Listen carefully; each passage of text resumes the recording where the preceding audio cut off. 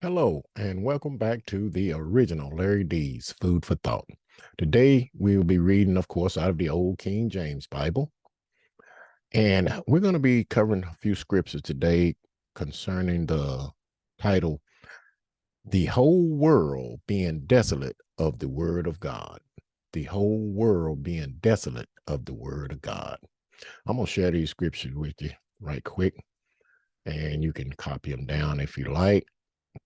But yeah, just the other day I was talking to a couple of fellas. I seen them walking up uh with their white shirts and ties on. And I said, well, these cats, they want to talk. I said, I'm sure they want to talk about the Bible, but I'm saying to myself, I said, well, now they coming this way to talk to me about the Bible, but neither one of them got a Bible in their hand. I said, how they gonna talk to me about that? So obviously I said, they're gonna tell me what they think in their mind, what they have been told, and trying to pass it on to me. But ended up being, I had to end up, instead of them quizzing me, I had to quiz them on a few things, and I was asking them, man, about, the Lord's Sabbath day, going to heaven, those holidays, Easter, Christmas, and all that stuff, and the Lord's holy feast days. And they didn't have a clue about none of that. They gave me the answers that I expected to get, which almost the whole world is following the same old thing. They want to keep Easter, they want to keep Christmas and all that. Jesus died on Good Friday and rose Easter Sunday morning, and Jesus was born on the 25th day of December. I'm like, where are they getting this stuff from? Know where they got it from. Somebody told them, and they ran with it, just like the whole world doing the whole same thing. Well, I'm gonna stop sharing these, and we're gonna get into these scriptures here right quick.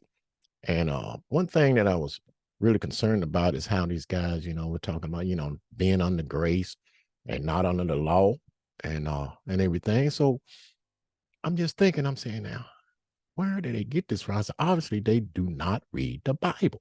And I told both of them, I said, look, you go get you a Bible and make sure when you get it, don't get one of them new international version type of deals. I said, you get the old King James Bible. And I will say this, they agreed with me on that. They said, yeah, they changed some things in there. Some of the words are different. I said, yeah, of course. That's the reason I told you. And I stressed, hey, get that old King James Bible out. Okay. But we're gonna start this in Romans, the 6th chapter, talking about the something that Paul had said, and a lot of people misunderstood this when he wrote this. Okay, so we're looking at Romans the 6th chapter. Start reading at verse 14, and it reads, "For sin shall not have dominion over you, for ye are not under the law, but under grace. What then? Shall we sin because we are not under the law, but under grace? God forbid." Okay. When Paul made that statement with understanding. He knew that the Lord was not talking about the royal law. He was talking about the animal sacrificial law. Because what sense would it make? And let's read this. Romans, the 5th chapter, verse 13, and it reads, "For until the law, sin was in the world, but sin is not imputed where there is no law." So if we don't have the royal law, the commandments, then if it's not imputed, then there can be no law. Okay. I can go out and do anything I want to do and still I'm all right. You know what I'm saying? In the eyes of the Lord. But it wouldn't make any sense for Paul to write that we're not under the royal law. So what law was he talking about? He was talking about the animal sacrificial law.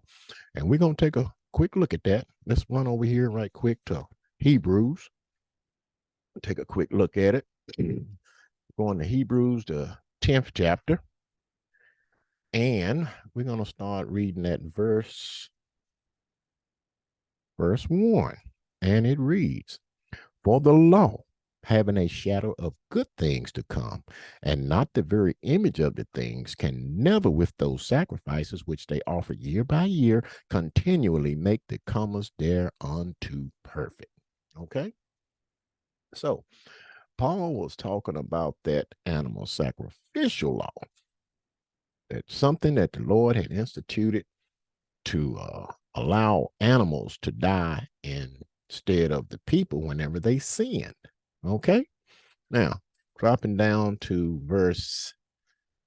take a look at verse 8, and it reads, this is Hebrews 10 and 8. Above, when he said, sacrifice and offerings and burnt offerings and offerings for sin thou wouldest not, neither hadeth pleasure therein, which are offered by the law, the animal sacrificial law. Okay? That's the law that the Lord terminated when he died on the cross. Okay? He didn't terminate the raw law, the commandments. I mean, people even know it, man. They know it's wrong to kill. They know it's wrong to steal. They know it's wrong to commit adultery. All of that. You ask anybody, so can we do that? No, we can't do that. Well, wait a minute. You say we're not under the law. What's going on here? A light should come on in the mind. Say, hey, yeah, you're right. I can't kill. I can't steal. I can't commit adultery.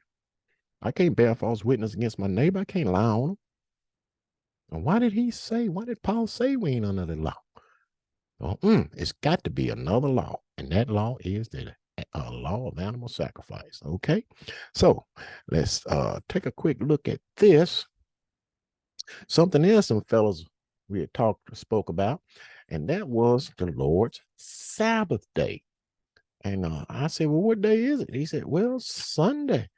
I said, where you get that from? I said, what? I said, Sunday the seventh day, or is it the first day of the week? And he said, oh, it's debatable. So how can you debate something the Lord had written in? The Lord had it etched in stone. Remember his Sabbath day. Okay. And we're going to read that. We over here at Exodus, the 20th chapter. And I'm going to read first, start reading at verse, let's see. I start reading at verse 8. And it reads, let me see, this is Exodus 20 and 8. Remember the Sabbath day to keep it holy. 6 days shalt thou labor and do all thy work. But the seventh day is the Sabbath of the Lord thy God. In it thou shalt not do any work. Thou, nor thy son, nor thy daughter, thy manservant, nor thy maidservant, nor the cattle, nor thy stranger that is within thy gates. It covers everybody. Verse 11, for when 6 days the Lord made heaven and earth, the sea, and all that in them is, and rested the seventh day. Wherefore the Lord blessed the Sabbath day and hallowed it. Okay? So, the seventh day of the week. I told them fellas, I said, look, I said, either one of y'all got a cell phone? He said, no, we don't have a cell phone. I said, well, when you get home, I said, pull out your cell phone or just look at your calendar. And you start from the top left and you count across and you look and see what day the first day of the week is and what day the seventh day is. Okay? They knew, but they didn't want to admit to it, but that's just the way the world is. Okay? But, the Lord's Sabbath day, he had it etched in stone. Okay? But these guys had no clue, man, because these cats have put this stuff in people's mind all these generations. I mean, it's embedded in their mind so deep. It's just like Lord had written about how your mind has been seared with a hot iron. How you take a branding iron and brand the cattle. Yeah, your mind has been sealed with a hot iron with all this foolishness, and that to the fact that you believe it, and it's in there so deep. I don't even know if a surgeon could go in there with tools and take it out. You know what I'm saying? This don't make any sense. But that's the way the world is. And we was talking on another thing about going to heaven. I said, okay. I said, now, when you get home, you get you a Bible. I said, you start reading now. You search it out. And if you can find it in that one time where the Lord said he's going to take anybody to heaven, I said, good luck. Okay. But anyway, yeah, we're going to take a look at this. We're going to go run right over here right quick. Let's run right over here to Psalms right quick. Take a quick look at this and see what the Lord had written. Now we're going to take a look at Psalms 132, 132nd chapter of Psalms. And we're going to start reading at verse 11. Okay. The Lord has sworn in truth unto David, he will not turn from it. Of the fruit of thy body will I set upon thy throne. Now, where was David's throne? David's throne was in Jerusalem. Okay. So if the Lord gonna sit on that throne, where's the Lord gonna be? Okay. Now, let's drop down here in verse 13. For the Lord has chosen Zion. Where is Zion? That's Jerusalem. Okay. He has desired it for his habitation. That's where you're going to live, right? Verse 14. This is my rest forever. Forever. Here will I dwell, for I have desired it. The Lord has desired to be on this earth. He created this earth to be inhabited, and that's exactly what is going to happen. So the Lord desires to be here on this earth forever. So if you're going up to heaven, guess what? You're going to be up there all by yourself. Because even the Father is coming down after that 1,000 years of peace, when going through Jesus's kingdom here on earth. Then, as John written, I, John, saw that holy city, holy Jerusalem, coming down from God out of heaven. And that's the Father's kingdom. It would be here on this earth. So you go up there, you're going to be up there all by yourself. Okay?